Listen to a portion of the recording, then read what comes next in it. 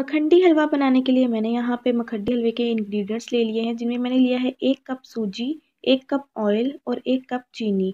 तो यहाँ पे मखंडी हलवे की चीज़ें लेते हुए आपने इस बात का ख़्याल रखना है कि आपने इन तीनों चीज़ों को हम वज़न लेना है, यानी कि एक मिकदार में लेना है। अगर आप कप में मेजर करके ले रहे हैं तो 1 कप से यानी कि सेम कप से तीनों चीज़ें लेनी है। लेकिन अगर आप इसको ग्राम में मेजर करके ले रहे हैं तो आपने 250 ग्राम सूजी लेनी है, 250 ml ऑयल लेना है और 250 ग्राम ही आपने इसकी चीनी लेनी है। तो इस हलवे की ख़ास बात यही है कि हमने इसमें तीनों चीज़ें हम वज़न लेनी होती है। तो आप कोई भी घर में मौजूद कटोरी से इसकी मेजरमेंट कर सकते हैं, या इस तरह का जो चाय का कप होता है उससे भी आप इसकी मेजरमेंट कर सकते हैं। तो यहाँ पे मैं आपको मखड्डी हलवे के दौरान होने वाली तमाम मिस्टेक्स का बताऊँगी, आप कौन-कौन सी मिस्टेक करते हैं, तो वो वीडियो में आगे चल के मैं आपको बताऊँगी। तो सबसे पहले हम यहाँ पे सूजी को भिगो के रख देते हैं। तो बहुत ज़्यादा लोग कहते हैं कि सूजी जो है वो सिर्फ़ दूध में ही भिगोई जाती है, फिर ही हलवा सही बनता है, पानी में नहीं हलवा बनता। तो यहाँ पे मैं आज आपको पानी के साथ जो है वो मखड्डी हलवा बना के दिखाऊँगी। तो मैंने इसको भिगो दिया है, तो तकरीबन इतना डाला है मैंने पानी कि सूजी जो है वो भीग जाए। तो अगर एक्स्ट्रा भी पानी चल जाएगा तो कोई मसला नहीं है, भीगने के बाद हम ऊपर वाला पानी जो है वो उतार देंगे। तो इसको कवर करके रख देते हैं 25 मिनट के लिए। यहाँ पे 25 मिनट हो चुके हैं, सूजी जो है वो बहुत अच्छे से यहाँ पे फूल गई है। तो मैंने पानी इतना डाला था कि बस सूजी ही भीग जाए। तो ये देखिए ऐसे अच्छे से भीगी हुई सूजी होनी चाहिए, फूली हुई सूजी होनी चाहिए। तो अब हम हलवा बनाना स्टार्ट करते हैं। तो हलवा बनाने के लिए मैंने कढ़ाई रखी है चूल्हे के ऊपर, फ्लेम को मैंने ऑन किया है और फ्लेम को मैंने लो रखा है।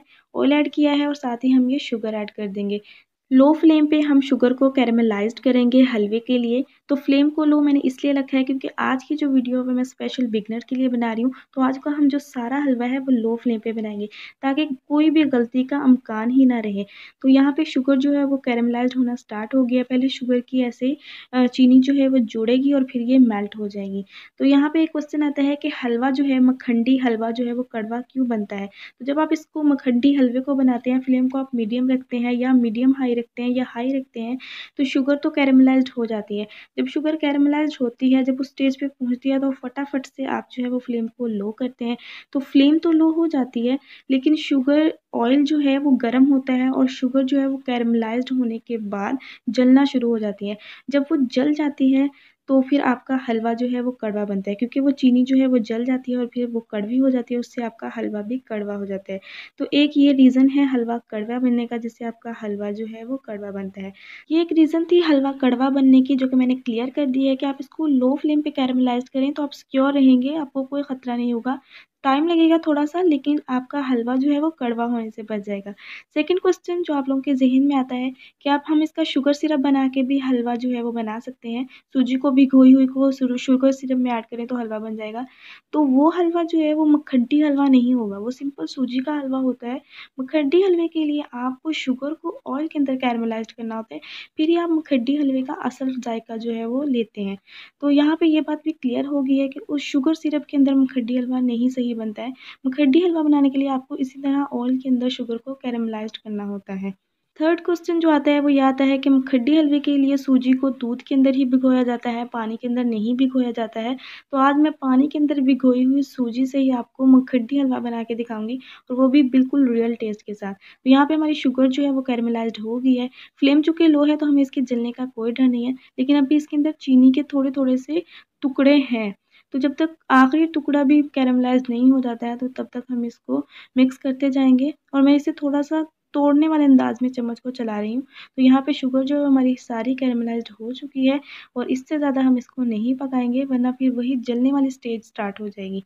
तो जब आप देख लें कि शुगर जो है वो सारी इस तरह इस कलर में आ चुकी है, कैरेमलाइज़्ड हो चुकी है, तो इस स्टेज पे हम इसके अंदर भीगी हुई सूजी ऐड कर देंगे। यहाँ पे आपने बिल्कुल भी इंतज़ार नहीं करना है, इसको ऐसे नहीं छोड़ देना है। बस जैसे ही ये कैरेमलाइज़्ड हो जाएगी शुगर, आपने फटाफट से इसके अंदर भीगी हुई सूजी ऐड कर देनी है, और ये स्टेप जो है वो आपने फटाफट से करना है, यानी कि फुर्ती के साथ करना है। तो यहाँ पे मैंने जल्दी-जल्दी से सूजी ऐड की है, और जल्दी-जल्दी से हम इसके अंदर चम्मच चलाएँगे, ताकि सूजी की गुठलियाँ ना बने।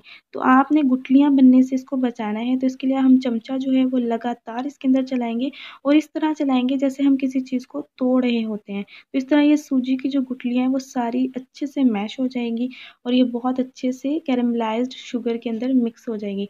तो यहाँ पे हम इसको लगातार मिक्स करते हुए मिलाते जाते हैं। फ्लेम यहाँ पे अभी लगातार लो ही है, मैंने फ्लेम को बिल्कुल भी नहीं छेड़ा है, एक ही फ्लेम पे मैं इसको पका रही हूँ। तो ये यहाँ पे शुगर जो कैरेमलाइज्ड हुई थी वो चम्मच के साथ चिपक गई है, तो इसको हम यूज़ छुरी के साथ उतार के सूजी के अंदर ही मिक्स कर देंगे। तो यहाँ पे आज मैं हलवे के अंदर आपको तमाम स्टेप दिखा रही हूँ ताकि जो लोग पहली दफ़ा बना रहे हैं उन्हें कोई डाउट ना रहे। तो इसे हम 10 मिनट के लिए लो फ्लेम पे पकाते रहते हैं, भूनते रहते हैं, उसके बाद मैं आपको दिखाती हूँ। तो यहाँ पे 10 मिनट हो चुके हैं, मुझे लगातार इसके अंदर चम्मच चलाते हुए, पकाते हुए, इसको भूनते हुए इसका कलर चेंज हो गया है और सूजी बहुत अच्छे से मिक्स हो गई है। तो 10 मिनट के लिए इसे मज़ीद इसी तरह भून लेते हैं। तो यहाँ पे मज़ीद 10 मिनट मैंने इसको पका लिया है और इसके अंदर अब जो एक्स्ट्रा ऑयल है वो हम निकाल देंगे क्योंकि हलवा जो है वो हमारा ऑलमोस्ट रेडी हो गया है। तो अगर मैं आपको स्टेप बाय स्टेप और ज़्यादा मज़ीद दिखाती तो वीडियो और ज़्यादा लंबी हो जानी थी। तो यहाँ पे हम इसका ऑयल जो है वो निकाल देंगे और सूजी ऐड करने के बाद टोटल इसको 20 से 25 मिनट लगेंगे और हलवा आपका रेडी हो जाएगा।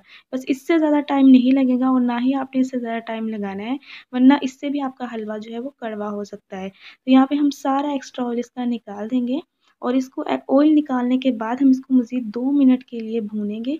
लो फ्लेम पे ही हम इसको भून लेंगे। 2 से 3 मिनट के बाद हलवा हमारा बिल्कुल रेडी हो जाएगा। तो आई होप आप लोगों के तमाम डाउट क्लियर हो गए होंगे। मैंने आज आप लोगों को तफ़सील से इसकी एक-एक गलती के बारे में बताया है जो कि अक्सर लोग करते हैं और उनके हलवे ख़राब हो जाते हैं। आपके तमाम सवालात के जवाब आई होप आप लोगों को इस वीडियो में मिल गए होंगे। आप भी इस घर में इस हलवे को ट्राई कीजिएगा और अगर आपका हलवा एक दफ़ा सही नहीं बनता है तो आप इसको दोबारा ट्राई करें, 1 दफ़ा, 2 दफ़ा, तो इंशाल्लाह एक दिन आपका हलवा बिल्कुल सही बनेगा। हमने भी जब इसको सीखा था तो पहली बार में ही ये सही नहीं बन गया था। तो 1-2 दफ़ा ख़राब होता है हलवा लेकिन फिर बिल्कुल ठीक बन जाता है, बहुत अच्छा बनने लग जाता है। तो यहाँ पे 2 मिनट हो गए हैं और हलवा हमारा बिल्कुल रेडी हो गया है और देखने से आपको पता चल रहा होगा कि देखें बिल्कुल हलवा हमारा बहुत अच्छे से रेडी हो गया है। तो आई होप आप लोगों ने आज की रेसिपी को एन्जॉय किया होगा। तो इसके ऊपर हम कटे हुए बादाम ऐड कर देंगे। थोड़ा-सा भी वीडियो को एन्जॉय किया है तो फटाफट से लाइक कर दें, चैनल को सब्सक्राइब कर दें। मिलते हैं नेक्स्ट ऐसी ही मज़ेदार सी रेसिपी के साथ। तब तक के लिए मुझे इजाज़त। खुदा निगहबान। अल्लाह हाफ़िज़।